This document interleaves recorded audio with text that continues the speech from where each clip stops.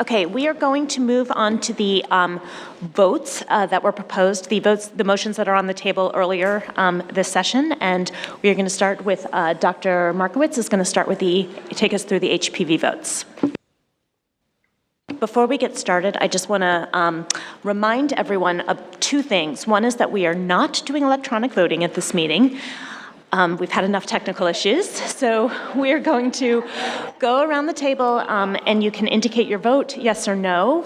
After each vote occurs, after everyone goes around the table, then at that time you'll be asked if you'd like to share your perspective on why you voted the way you voted, and we'll go around the table and do that separately. But please, when you're asked to vote, only vote yes or no. The other thing I'd like to ask ACIP members to do prior to them voting is to indicate again whether or not they have any conflicts. I do not believe anybody disclosed, there were no conflicts disclosed earlier, but I just want to repeat that before the HPV votes and before the pneumococcal votes. Thank you.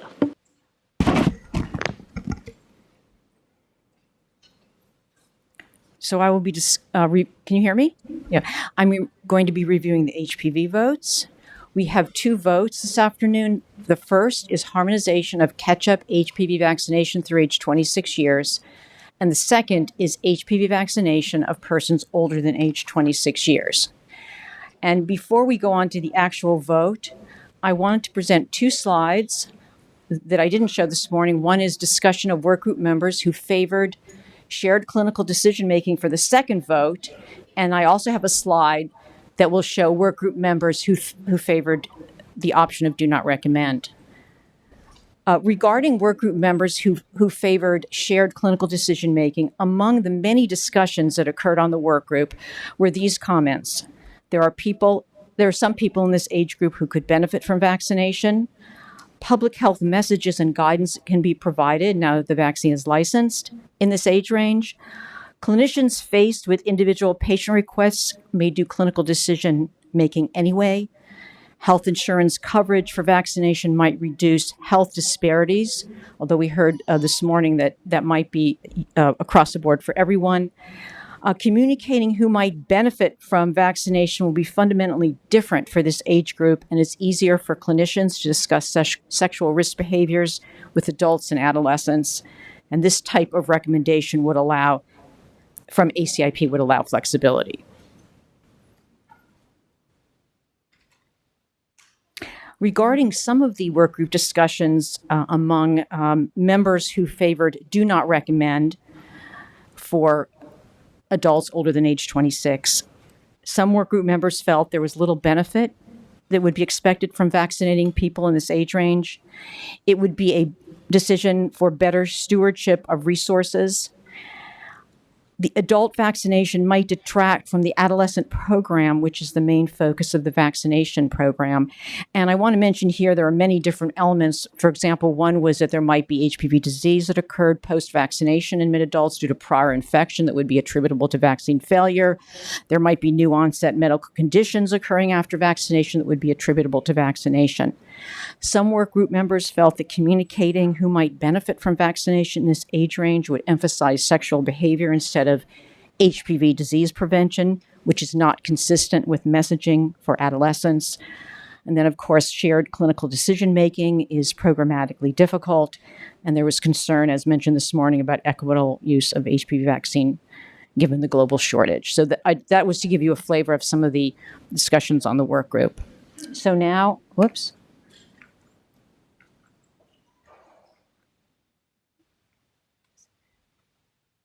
Now I'm going to move on to the vote for harmonization of catch-up vaccination through age 26 years. And again, the proposed recommendation text would replace the current text for catch-up, and the proposed text is in bold at the bottom. And this is what the routine and catch-up recommendation would look like. So this is vote number 1, and there is a motion on the table for this language. Okay, thank you. Thank you. All right, so we're going to take a vote on the wording as listed on the slide. As stated by Dr. Cohen, please indicate if you have any conflicts of interest during your vote. And after the vote, then you'll have time to justify or comment on your vote. So we'll begin with Dr. Lee to my right. Lee, no conflicts, yes. McNally, no conflicts, yes. Alt, no conflicts, yes. Szilagyi, no conflicts, yes. Talbot, no conflicts, yes. Atmar, no conflicts, yes. Bernstein, no conflicts, yes. Ezanoluen, no conflict, yes. Stevens, no conflicts, yes.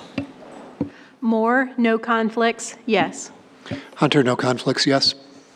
Walter, no conflicts, yes. Fry, no conflicts, yes. Romero, no conflicts, yes. So the motion passes unanimously. The wording is as listed.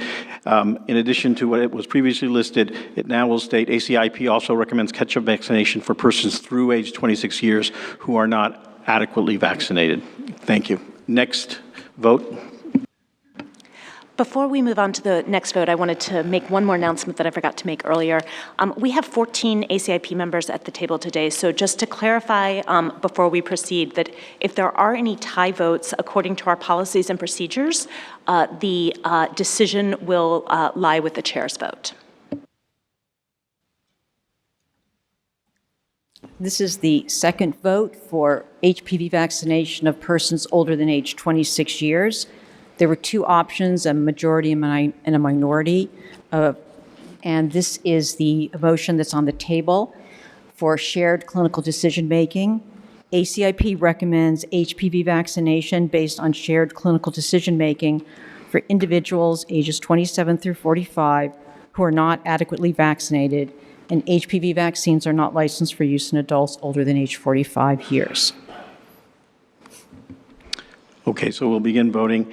Again, there's no need, at this time, there's no need to state conflicts of interest. We will begin with voting to my left. Dr. Fry. Fry, yes. Walter, yes. Hunter, no. Moore, no. Stevens, yes. Ezanoluen, no. Bernstein, no. Atmar, yes. Talbot, yes. Szilagyi, yes. Alt, yes. McNally, yes. Lee, yes. Romero, yes. So my tally is 10 yes, 4 no. The motion is carried. The new wording will state, ACIP recommends HPV vaccination based on shared clinical decision for making for individuals ages 7 through 45 years who are not adequately vaccinated. HPV vaccines are not licensed for use in adults older than 45 years of age. Let's go around and ask if Okay, right. So would anyone like to share the reason for their vote? Yes or no? And we can start from my right going down. Ready? Kelly? I'm a new member of ACIP as well as a new member of the working group, but I think Dr. Szilagyi kind of summarized what I was thinking earlier today when he said, you know, we didn't have a consensus certainly for a broad recommendation, but there may be a few individuals in this age group that would benefit from vaccination. Szilagyi, I just want to emphasize what I said earlier, that I believe the number or the proportion of patients who would benefit is small, but it's there. I also believe that high-risk individuals can be identified, and guidance following the vote would be very, very helpful for clinicians to identify, and that the vast majority or the majority of patients in that age group should not get the vaccine. But that's why I voted for shared clinical decision-making.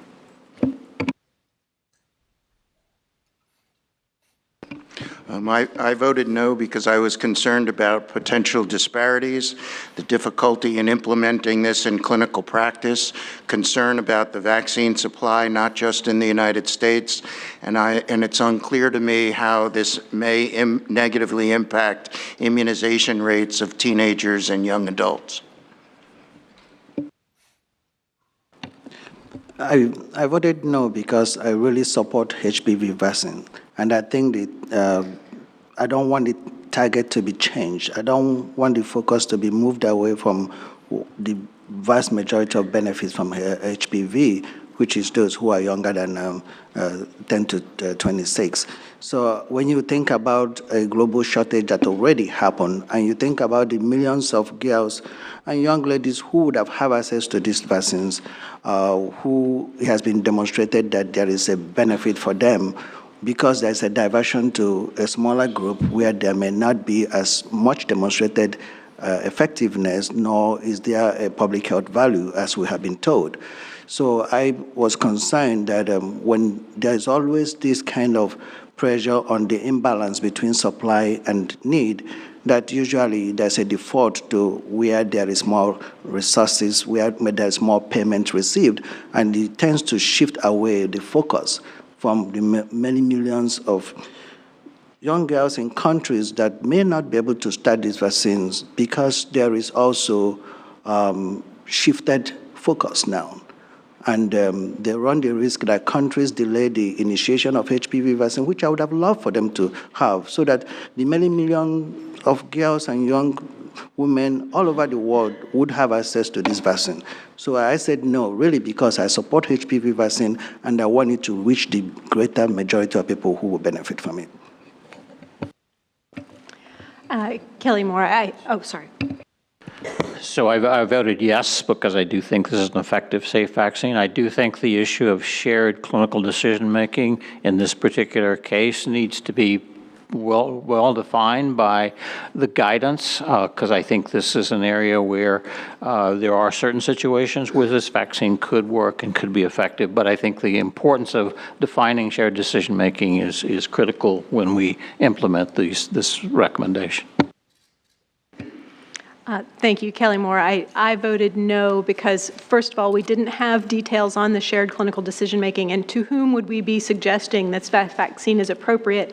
What size of that population of men and women in that large age group would be suggested to consider this vaccine? So in the absence of any information on the details of what that meant, and in the presence of supply questions, I did not feel comfortable expanding a recommendation to such a huge population, where I'm concerned that despite the assurances of the company that supply could potentially be a problem, distracting us from the priority recipients who are in early childhood or in childhood and their teenage years. And I don't want to do anything to compromise that. I voted no. I'm worried that this will send the message that vaccinating at a younger age is not as important as it is and not as effective as it is. I think because of that, and because the guidance might not be quite as clear or as effectively communicated by the public sector, that the private sector may communicate this in a way that meets their best interests, and that individual clinicians may choose the easy way out by their perception that most parents have a problem with this vaccine, which is not the data that shows that that's not true, but that is a perception of many clinicians, and instead they may take the easy way out and emphasize giving it to somebody who's easier to talk to. Yes, I voted yes to allow for shared clinical decision-making, to allow those at risk to be able to get the vaccine. But I do think that additional guidance needs to be given.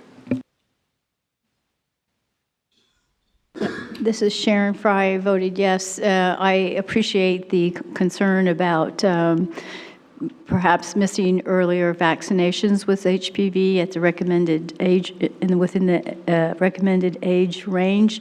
But I think the guidance provided in the ACIP recommendations statement will provide support for the idea that young children should get vaccinated to prevent cancer, and only those who find themselves in situations later on who missed their vaccinations would then have the opportunity to receive vaccine. I voted yes for all the reasons stated previously, and want to say that I think this is going to be a frequent issue in the future that the ACIP will be dealing with, and as vaccines become more complex and more targeted for certain populations. Excuse me. So thank you very much for a robust discussion and for your considered votes. Moving on to the next vote. Pneumococcal vote.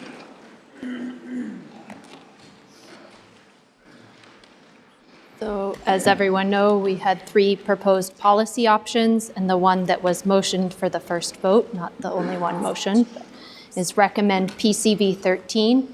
ACIP recommends PCV 13 for all adults 65 years and older who have not previously received PCV 13. PCV 13 should be given first, followed by a dose of PPSV 23. Wait, you're not going to vote, or you're going to make a comment? Vote. Hang on. So because this is a different vaccine, I would like you all to please disclose whether you have a conflict of interest or not. So please, Dr. Lee, go first. Lee, no conflicts. No. Sorry, I had to reread that. I had to make sure I was looking at the right one. McNally, no conflicts, no. Alt, no conflicts, no. Szilagyi, no conflicts, no. Talbot, no conflicts, yes. Atmar, no conflicts, no. Bernstein, no conflicts, yes. Ezanulwe, no conflict, yes. Stevens, no conflicts, yes. Moore, no conflicts, yes. Hunter, no conflicts, no. Walter, no conflicts, yes. Fry, no conflicts, no. Romero, no conflicts, no.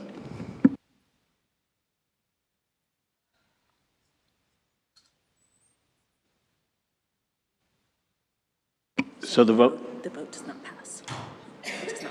The vote does not pass. So just to tell everyone the votes, we have that 6 people voted yes and 8 people voted no. So the motion to continue recommending PCV for all adults age 65 years and older does not pass. Do you want people to, let's please go around the room again and do just what we did, and then we can entertain another motion if somebody would like to put an alternative motion on the table. Why don't you go ahead, Dr. Lee? Thank you.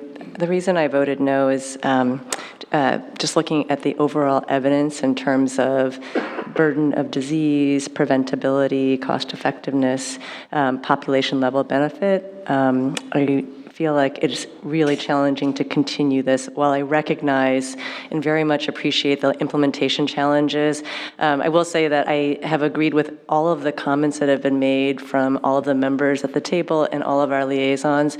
So I don't disagree with anybody at all. I just feel that I have to focus on the evidence base in this instance. McNally, I would echo Dr. Lee's comments. This was a very difficult decision, but for those reasons, I chose to vote no.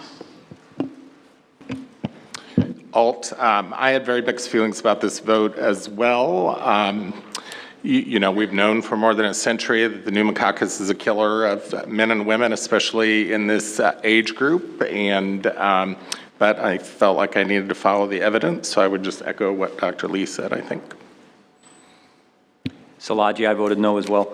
And it really is for the same reasons, the epidemiologic data, the evidence, the remarkable success of the pediatric program, and the indirect benefits from the pediatric program and the overall public health implications. So Talbot, and I voted yes because I like the prime boost, especially in the immune senesced population. And our current polysaccharide vaccine does not prevent pneumonia in our older adults. And I think that's very important because pneumonia can take away a person's independence.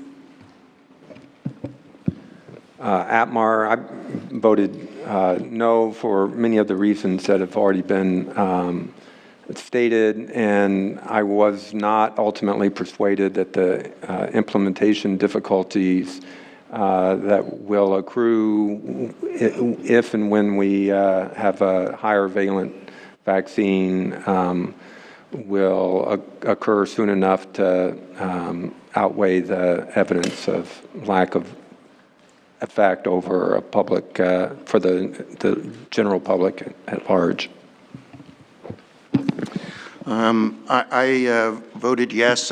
It's incredibly impressive, first of all, how the ACIP has handled this issue over the years, and when it was first in 2014, and the idea that they would relook at it after a number of years, it's really very impressive. And I do think that I was almost swayed by the evidence and certainly the indirect impact of the pediatric PCV 13 program is really quite notable. However, I also think that there is still a significant amount of disease in those 65 and older, and I do think that there will be potential implementation issues as well, and that's why I voted yes. I voted yes. I had to think about this. We're very critical. I voted yes because I think there is still a significant amount of disease in those older than 65, and the vaccine have been shown to be very effective in this age group. The only reason we are not seeing a difference is because we have a herd immunity from the pediatric population. So if the herd immunity were to drop, which may drop from the things I'm seeing in the environment going on with people refusing to take vaccines, that it may drop that herd immunity, and you put these older people at risk for no fault of theirs. So I think they should have an opportunity to get a vaccine that is known to work very well, the data says it works very well, and there is a public health need for it. The only thing we don't have is an impact, increased impact because of a herd immunity. So I think the herd immunity is something that we are counting on that I don't think is going to be there for a very long time. So I voted yes as well. I do think this is a retreat from the platform that we have had for a number of years that I think is the right platform moving forward, conjugate, potentially followed by polysaccharide, but this is a retreat from that particular policy. I think that I am swayed by the evidence that this does prevent pneumonia and maybe not significant IPD, but does prevent pneumonia in adult patients.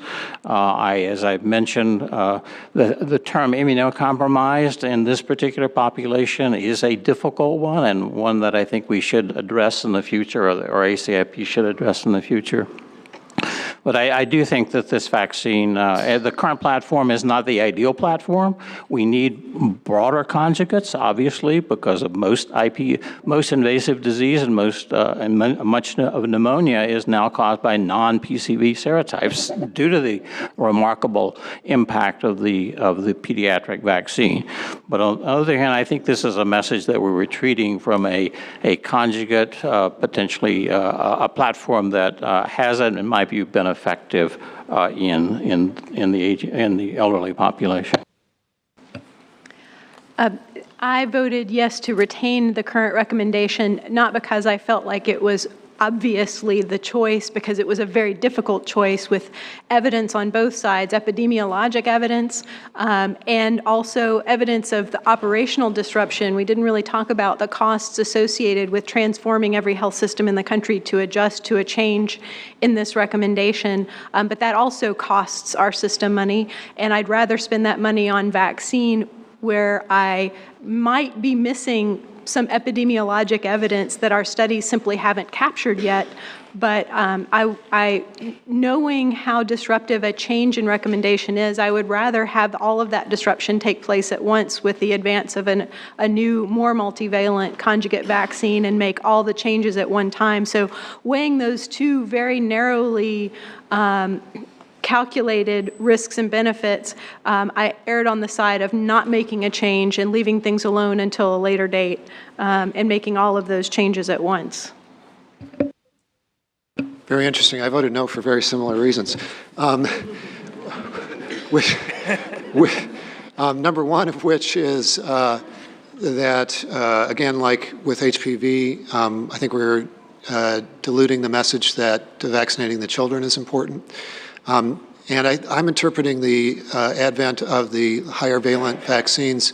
The message I feel I need to give personally to people who are developing those and will be implementing them is that, yes, it is easier to do the studies on the adults because of the IRB issues. Yes, it is easier to market to those folks because you're not going to have to convince them as much, but that is not where the public health bang for the buck is. Public health bang for the buck is with the kids. That's what we should be doing. Like others, I agree. This is probably one of the most difficult votes that we've had and that I had to encounter as a member of ACIP over the past 4 years. I did vote yes, basically for two reasons. One, for the potential for direct benefit to prevent pneumonia. I think that is still important in this particular population. And then the other really was the operational issues that everybody's mentioned. This is Sharon Fry. I voted no because I think the indirect effect of vaccinating children is quite strong. This vaccine is effective, and I do have concerns about immunocompromised hosts, but we were not voting on immunocompromised hosts. I do also have concerns about elderly with other underlying comorbidities. But I feel that the indirect effect here was quite strong. And I was going more with the epidemiology than the logistics, I guess, because I don't want to give a vaccine to somebody if it's not necessary.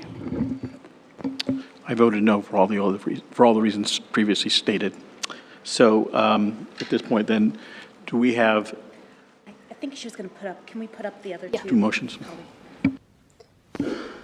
So we're going to put up the other two policy options that were considered. And I can let Almia read those, but just, if somebody would like to put one of these motions on the table, let's let Almia just read through them each first, and then we'll go there. Thank you. So the other two policy options that the work group had considered and are here are for shared clinical decision-making, which is ACIP recommends PCV13 based on shared clinical decision-making for adults 65 years and older who do not have an immunocompromising condition and who have not previously received PCV13. And again, all adults 65 years and older should receive a dose of PPSV23. The other option is no longer recommend PCV13. ACIP no longer recommends PCV13 for adults 65 years and older who do not have an immunocompromising condition. All adults 65 years and older should receive PPSV23 with this option as well. Okay. Dr. Hunter. Can I make a motion? Yes. I'd like to move the second one. ACIP no longer recommends PCV13 for adults 65 years and older who do not have an immunocompromising position. All adults 65 years and older should receive a dose of PPSV23 again. Any other motions? I was going to make the same motion. Would you like to second that? I will if the chair wants me to. Sure. If you'd like to second it. I will second it. I'd like to do a different motion. I'd like to do the first shared clinical decision-making. So motion of ACIP recommends PCV13 based on shared clinical decision-making for adults 65 years or older who do not have an immunocompromising condition and who have not previously received PCV13. Ask Sharon. Itchy. I'm sorry, Sharon. If you want. So we can't, we have two motions on the table. We should not have seconded the first one yet. So we're going to have to ask you to retract your second. We have a motion. Okay. We don't have there's two motions on the table. Right. And it's your discretion to decide which motion we vote on. Right. Does anybody have a different motion they're going to make? So it's two, so there aren't any other motions, right? Everybody else whose hand was raised. Okay, so then, Dr. Romero, you have to decide which motion you're going to. Yes. So we will go with Dr. Hunter's motion. The no longer recommend PCV 13, and that reads Yeah, I need a second right for that, but I was going to read it, but if anybody had any questions. But go ahead, second for that motion. Now, Dr. Alt, if you wish. Does not get a second. Second. Okay. All right, so that motion reads ACIP no longer recommends PCV 13. We can't discuss. PCV 13 for adults or older, 13 years, sorry, let me start all over. PCV, the ACIP, so no longer recommends PCV 13 for adults 65 years or older who do not have an immunocompromising condition. All adults 65 years or older should receive a dose of PPSV 23.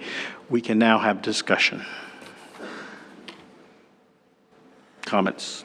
So because this is a new motion on the table, we are able to have any sort of discussion. If anybody would like to make any comments before the vote, we can do that.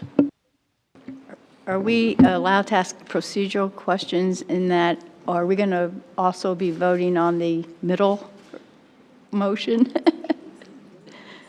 Right, so, yeah. So that vote will depend on whether this motion passes or not. So if it does not pass, then there is the option to go for the other. So we have to think about this, how we respond to this, whether we're going it, we may get it backwards, in other words. Right. So the current...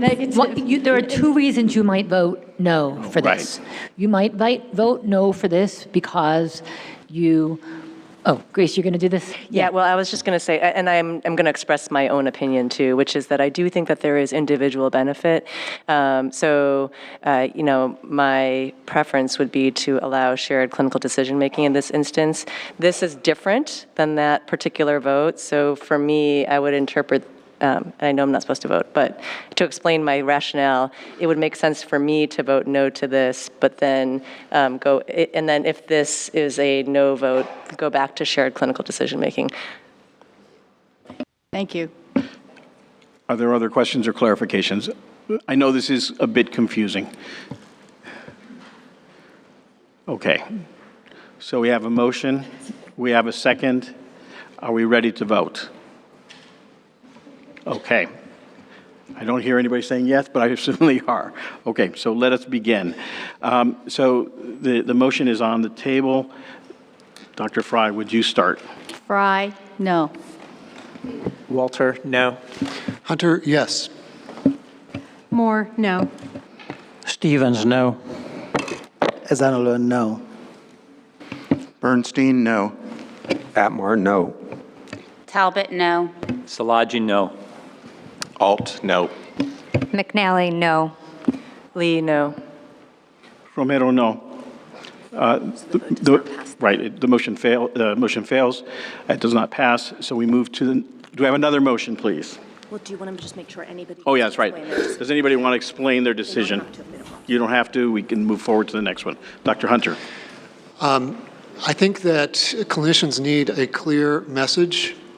I think that it's going to be very hard to give clinical decision-making that's going to be implemented. I think that this will be easier to, this would have been easier to explain than the clinical decision-making to the clinicians. Thank you. Any other comments? All right. So we need a motion for the next vote. Would you please put the wording up? Is that it? Okay, good. So, Dr. Lee. I move that we recommend PCV 13 based on shared clinical decision-making for adults 65 or older who do not have an immunocompromising condition and who have not previously received PCV 13. All adults 65 or older should receive a dose of PPSV 23. Okay.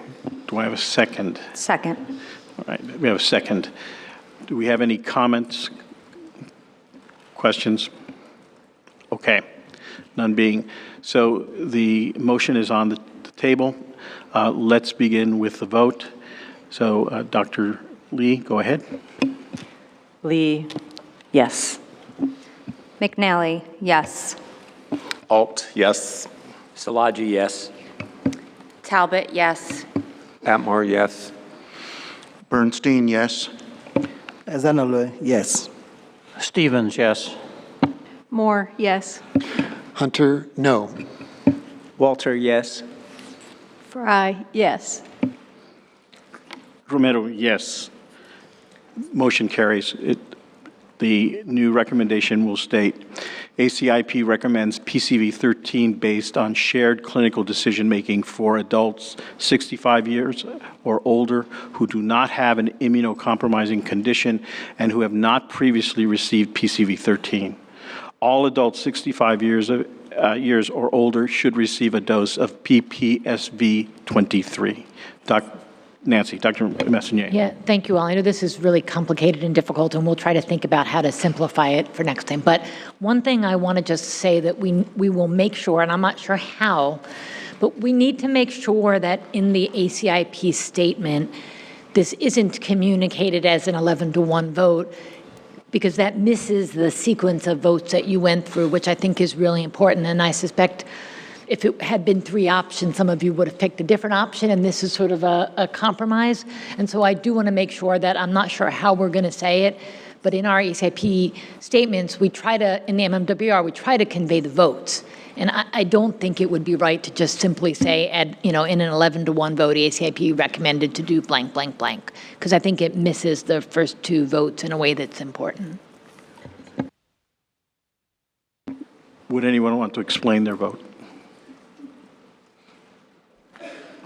Dr. Bernstein. I just want to say that for all of us that administer vaccines, I consider this to be shared clinical decision-making with all vaccines. And so I think that this fit into place. I had voted yes initially, and so this was a compromise as was just described. And I do agree that it is important to explain the sequence of votes in the MMWR guidance. Dr. Lee. I'll just make one more comment. I just want to say thank you to the work group members and to the committee members. This is not, even with this decision, I'm feeling like a heavy weight upon me. But I do think that there's strong individual benefit to patients, and so I do feel like that having access to this vaccine is a really important thing. I also really strongly believe that we need a better pneumonia prevention program, so I'll put that out there again, that we need to really be thoughtful about how to approach this from a broader perspective. Dr. Szilagyi. I agree with both those statements. And also, as was discussed before, I really think we need a lot more research and thought in the whole area of shared decision-making and identifying high-risk groups. Obviously, the over 65-year-old non-immunocompromised is not a homogeneous group. I was swayed by the Native American, American Indian subgroups, and that there may be additional subgroups, but we just, like many things in life, we lack optimal evidence. That's no different than we do in the rest of clinical medicine. That's part of clinical care. So I really struggled with this decision, but those were some of the, that to me, we need more research and thought about the whole process of shared decision-making. Thank you. Ajay. I voted yes for this because I thought that it would be one of the major things that I was concerned about was the reliance on a herd immunity. And I wanted to make sure that individuals who live in places where people refuse to get vaccines and the herd immunity goes down have an opportunity for a shared decision and be able to get a vaccine. Thank you. Anyone else? All right. We'll move on to the next series of votes, which are the VFC votes, and we're going to take them individually. So the first will be for diphtheria, tetanus, and pertussis. Dr. Whitlock.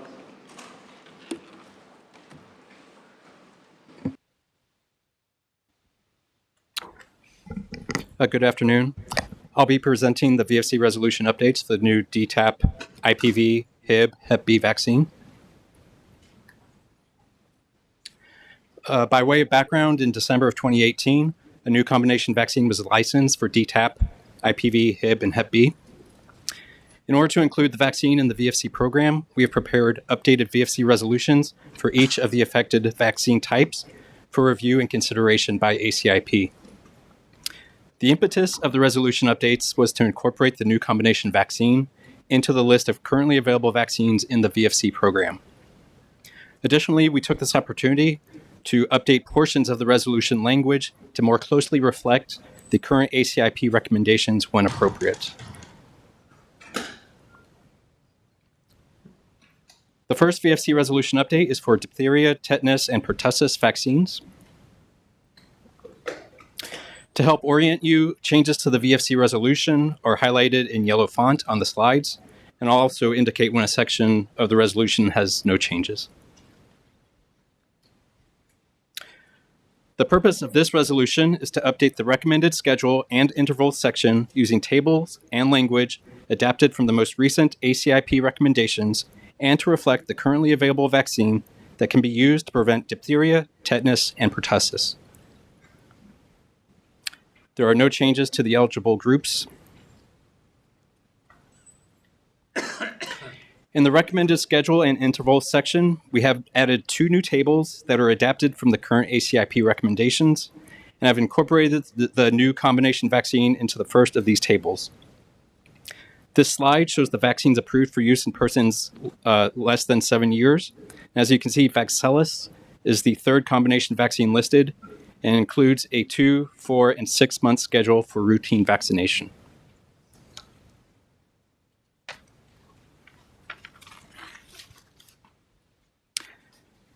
The second table note is new to the VFC resolution, and it provides information and a link to the current ACIP recommendations regarding minimum intervals. The other notes on the slide are from the existing VFC resolution.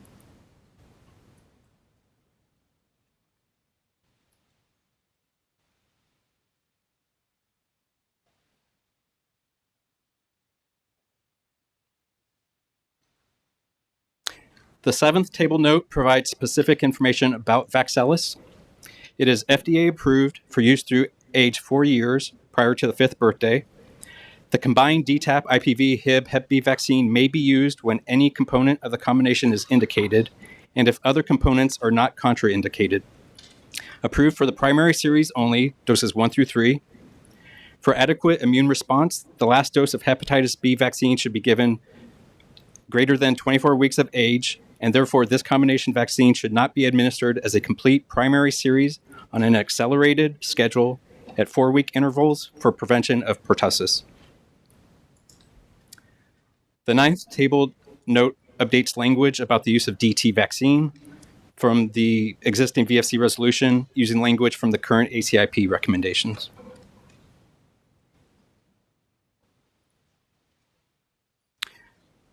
This second new table shows the vaccines approved for use in persons aged 7 to 18 years and is also adopted from the current ACIP recommendations.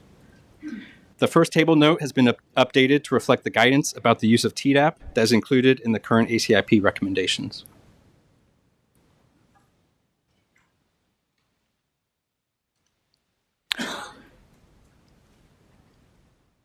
The second table note was included in the existing VFC resolution, but it has been updated with information about additional Tdap vaccination in children who received a dose of Tdap as part of the catch-up series. This information is taken from the current ACIP recommendations.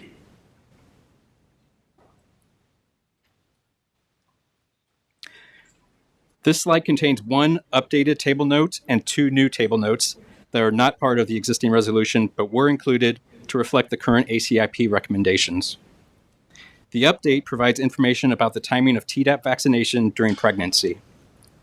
The 2 new notes provide guidance for tetanus prophylaxis, for wound management, and language related to contraindications for TD vaccine.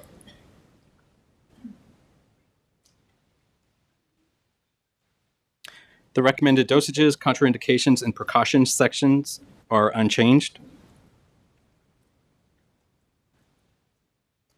And the final slide refers to the incorporation of future ACIP recommendations, and it is unchanged from the existing resolution.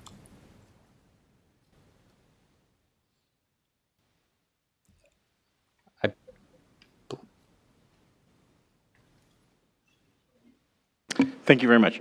So I need a motion to accept the changes to the VFC resolution for DTAP. Motion, please. Dr. Moore. Before the motion, I did have a question. There was something I wasn't certain about that was on one of the slides for the schedule. May I ask a clarifying question around that? Yes, go ahead and ask a clarifying question, and then we'll take one over here. The someone remind me, because I'm pulling up the schedule, the dose being given at greater than 24 weeks of age for the final Hep B dose. I thought it was greater than or equal to 24 weeks of age. Okay, so that is incorrect, because I did not want to recommend that be recommended as written, because as written, it's not correct. Thank you, Dr. Moore. Thank you. Dr. Hayes? Yes, Carol Hayes, ACNM. I had a question also about Tdap in pregnant teenagers. There's something up there that I don't think is correct. Right, your white sentence at the end of number 3, it's my understanding that we are not recommending postpartum vaccines anymore.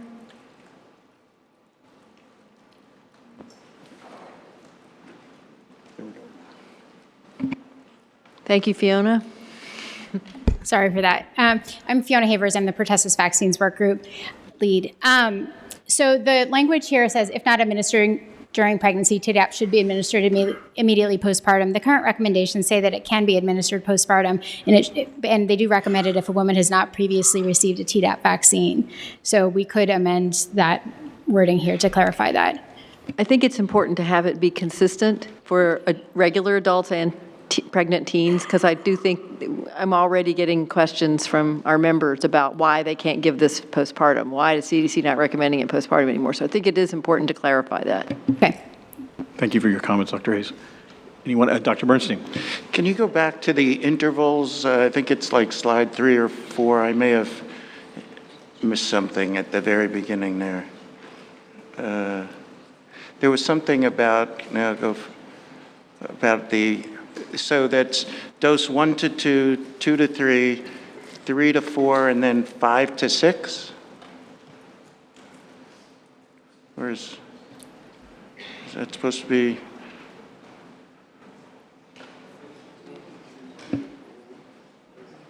Is that dose 4 to 5, or is it supposed to be 5 to 6? I think that footnote applies to all of the vaccines and not just Vaxelis. So that may be that is referring to minimal interval between dose, like multiple doses. We can clarify that. It's 4 to 5. It should be 4 to 5. Right. I think because it goes from dose 3 to 4, and then the next one is dose 5 to 6, it should be dose 4 to 5. Yeah, that should Correct. be dose 4 to 5. Sorry. That's what I was, sorry. Thank you for that correction, Dr. Bernstein. Anyone else? Okay. Oh, Dr. Fry. I just want to clarify that we're voting on whether this should be deferentially or preferentially rather recommended. No. No, so just to clarify, everyone, we're not making a policy change, but when we have a new type of vaccine product, we have to vote to include it in the VFC program. So this is an option to be used to follow the schedule. We're not voting on any recommendation related to the AI-AN population. Any other comment or question? Okay, so now I'm ready to entertain a motion with the corrections that were mentioned previously. Do I have a motion? Dr. Moore. I move that we accept the revised VFC resolution for diphtheria, tetanus, and pertussis containing vaccines as corrected according to the comments made here with respect to intervals and other errors on the slides. Thank you. Do I have a second? Dr. Walter. I second the motion. Very good. Any other comments? Okay, so we're ready to vote. Dr. Fry, would you lead us off?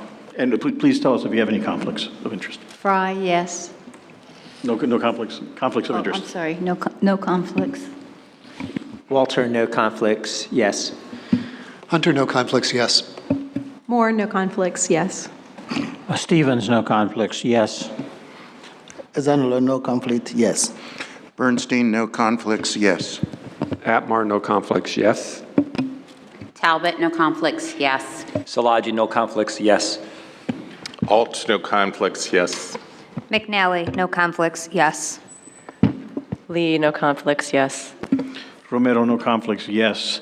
It's unanimously voted to accept changes to the VFC resolution with corrections for DTAP. Okay. Does anybody feel a need to explain their vote? No. Okay. So let's move on to the next, which is Haemophilus influenzae type B.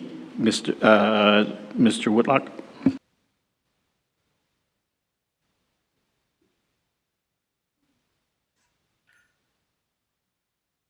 The next VFC resolution update is for HIB.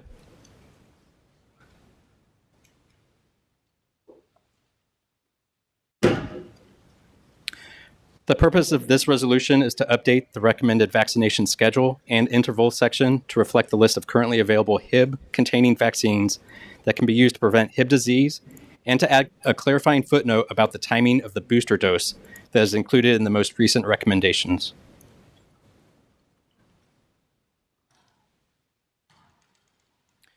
The eligible groups are unchanged.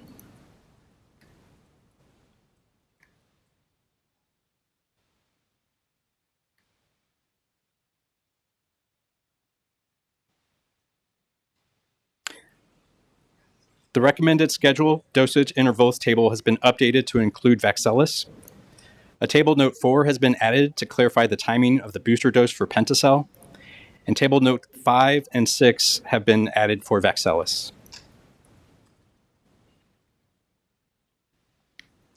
Table note 4 for Penticell reads, the booster dose may be administered as early as age 12 months, provided that at least 6 months have elapsed since the third dose. For Vaxelis, table note 5 reads, not preferred for American Indian, Alaska Native children due to lack of immunogenicity data after the first dose.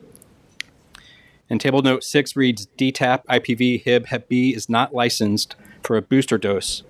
Any other HIB conjugate vaccine licensed for the booster dose can be used.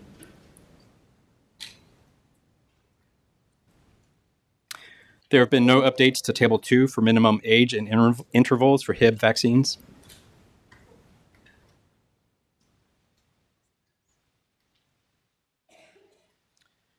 This is a continuation of the previous slide. There are no changes to the ACIP recommendations on minimum age and intervals.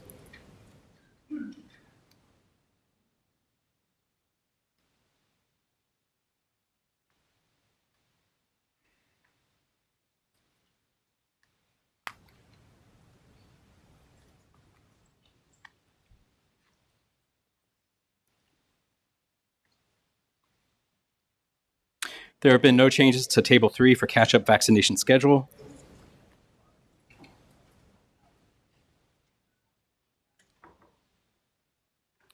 There have been no changes to Table 4, guidance for HIB vaccination in high-risk groups.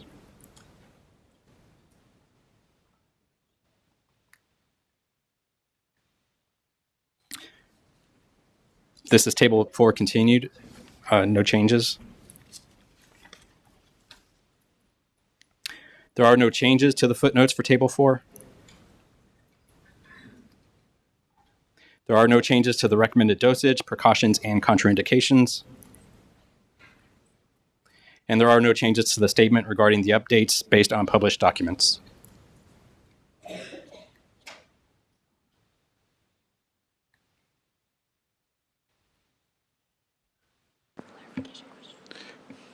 Any questions, clarifications, corrections?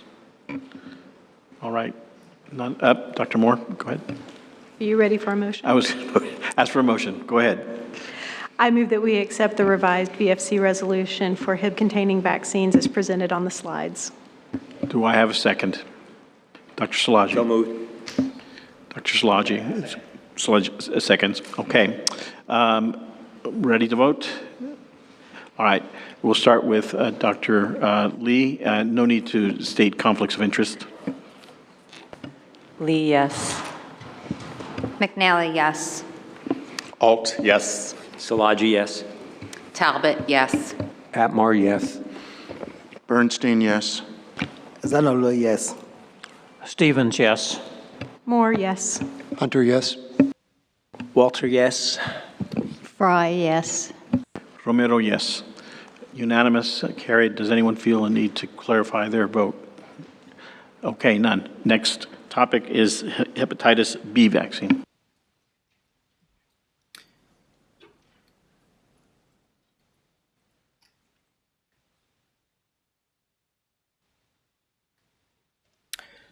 The purpose of this resolution is to update the recommended vaccination schedule and interval section to reflect the currently available hepatitis B containing vaccines that can be used to prevent hepatitis B.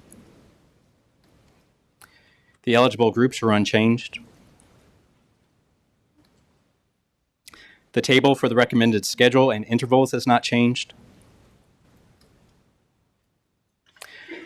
Additional information was added to the PDRX footnote in this table to match the PDRX footnote in the DTaP VFC resolution, which provides guidance about minimum intervals. Footnote 3 has been added for Vaxelis, and it reads, Vaxelis, DTaP, IPV, Hib, Hep B, is licensed for children 6 weeks through 4 years of age.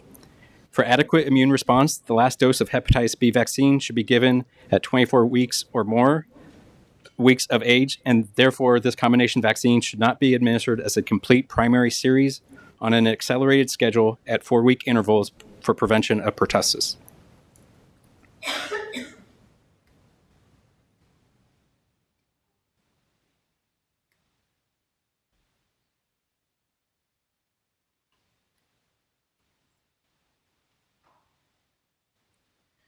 There are no changes to Table 2 for the recommended schedule and intervals for children and adolescents.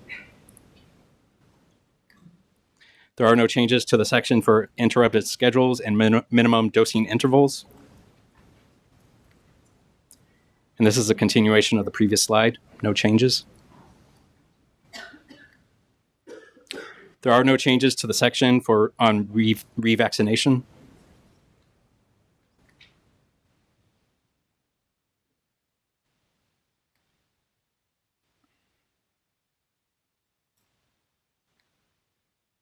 This is a continuation of the revaccination slide, and there are no changes. There are no changes to the recommended dosage, contraindications, and precautions.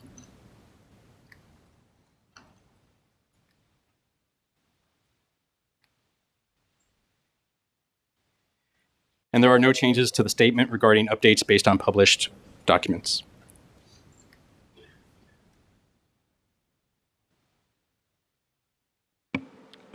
So are there any comments, clarifications, corrections for accepting changes to the VFC resolution for hepatitis B? Okay, none being, do I have a motion? Dr. Moore. I move that we accept the revised VFC resolution for hepatitis B vaccine as presented on the slides. A second, please. Fry, I second the motion. Dr. Fry seconds. Okay. Are we ready to vote? Okay, just to change it up and make everybody more awake, Dr. Bernstein, you lead the vote, and we go to your right. Whoa. Wow. Okay. Bernstein, yes. Ezanolue, yes. Stevens, yes. Moore, yes. Hunter, yes. Walter, yes. Fry, yes. Romero, yes. Lee, yes. McNally, yes. Alt, yes. Szilagyi, yes. Talbot, yes. Atmar, yes. Unanimously carried. Anybody feel the need to clarify their vote? None being. Okay, next item, polio vaccines.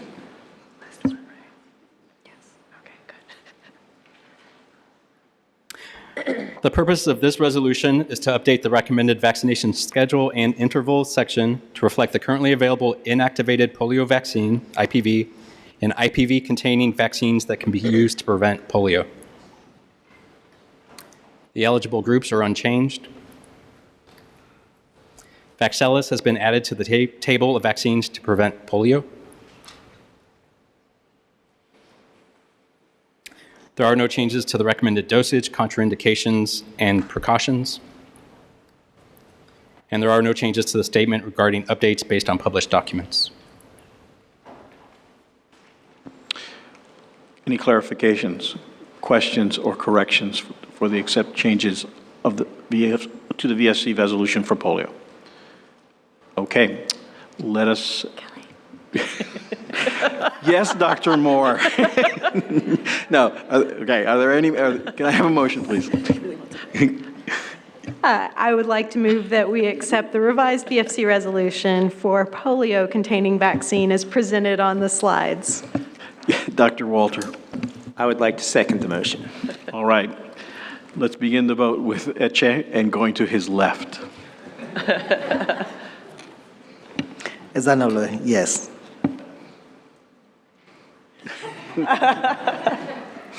Bernstein, yes. Atmore, yes. Talbot, yes. Szilagyi, yes. Alt, yes. McNally, yes. Lee, yes. Romero, yes. Fry, yes. Walter, yes. Hunter, yes. Moore, yes. Stevens, yes. Committee votes unanimously to accept the changes to the VFC resolution for polio. All right, congratulations on a heavy load of voting this afternoon. I think we'll take a break now, and until 3:40